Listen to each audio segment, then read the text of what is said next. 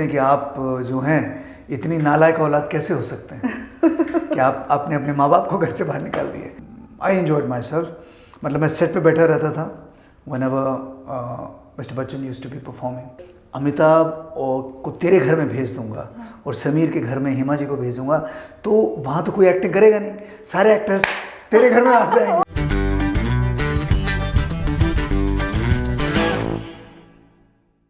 आपने काफ़ी सारे एक्टर्स के साथ बहुत क्लोजली काम किया है। फॉर एग्जांपल बागबान एक बहुत ही बड़ी फिल्म है आपके लाइफ की, जहाँ आपने अमिताभ बच्चन जैसे महानायक के साथ काम किया, हेमा मालिनी ड्रीम गर्ल के साथ काम किया। How was your experience working with these icons? It was a learning process working for बागबान, I think। और कमाल की बात यह है कि उस फिल्म के रिलीज़ होने के बाद आज तक लोग मुझे सड़क पे पकड़ पकड़ के एक ही सवाल पूछते हैं कि आप जो हैं इतनी नालायक औलाद कैसे हो सकते हैं कि आपने अपने माँ बाप को घर से बाहर निकाल दिए। चलो माँ बाप को सही, लेकिन हेमा जी को कैसे निकाल दिया? आप उन पर चिल्ला कैसे सकते हैं? But it's fun, you know. That means the power of television, the power of cinema, the power of theatre, the power of performing. As an artist, आप कितने लोगों के दिलों को छू जाते हैं। But I enjoyed myself.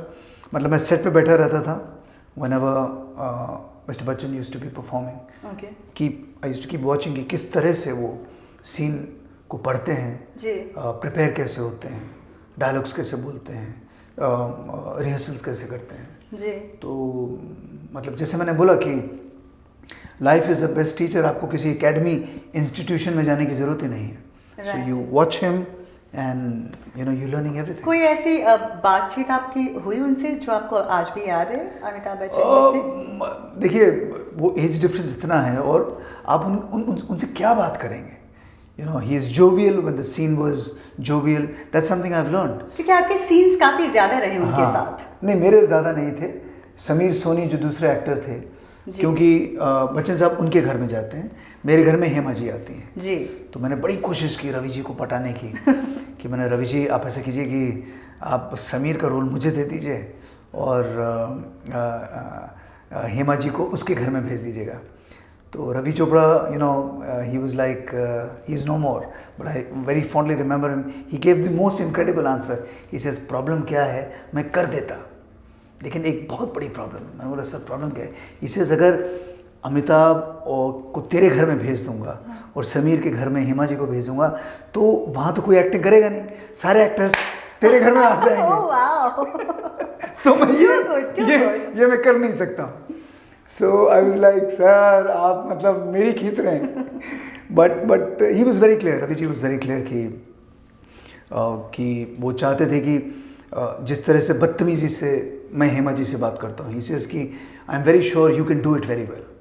बाकी he was not very confident of, मैं ऐसे नहीं बोल रहा हूँ, मतलब all the other actors are brilliant actors, but he said कि नहीं, मैं चाहता हूँ कि तुम, क्योंकि तुम्हारा एक लुक है, एक फेस है, एक कट है, जो एक क्लीन लुक तुम्हारे यू नो पर्सनालिटी में है, वो अपनी माँ से इस तरह से बात करे अपने बीवी के कहने पे, तो वो that is going to be you know hardcore जी। तो इट वर्कड। और हेमा जी के साथ कैसा? और हेमा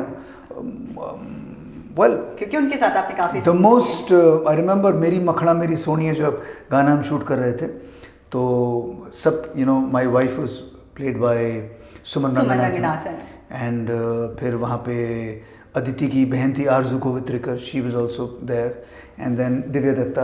तो सब कपड़े वपड़े अपना पूरा ड्रेसेस पहन के पहुँची और फिर हेमा जी अपनी लेमन येलो साड़ी में बन के बाहर निकल के आई, and it was like some goddess had just entered the set and you were not looking at anybody else, you were just looking at her, completely besotted.